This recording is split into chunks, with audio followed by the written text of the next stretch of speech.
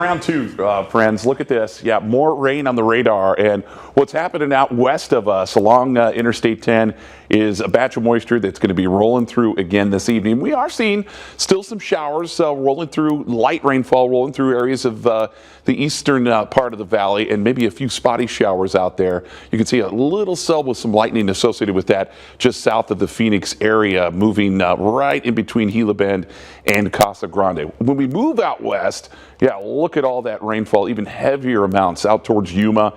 And this is the same storm system that brought all that rain around areas of Southern California. So we're still dealing with the cloud cover. Temperatures definitely dropped after we experienced highs earlier this week, close to 80 degrees. And here's where we sit. 58 in Tempe, temperatures in the upper 50s in Glendale.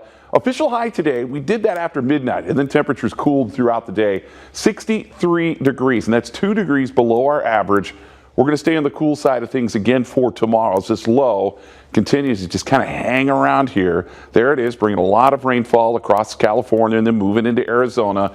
By Saturday afternoon into the evening hours, we should start to dry out, and then we'll see a nice little ridge of high pressure build in here. Perfect timing for Christmas Eve and Christmas Day, where the sun will make a return and drier conditions are expected as well. So let's show you how much rain we're anticipating with this next round of rain. Close to a ½ inch in Phoenix, close to an inch in Casa Grande, and you can see even more rainfall expected around eastern Arizona out towards Sholo. Day in detail, temps are going to stay cool again for your Saturday, high of just 63 degrees. A first alert issued for morning showers.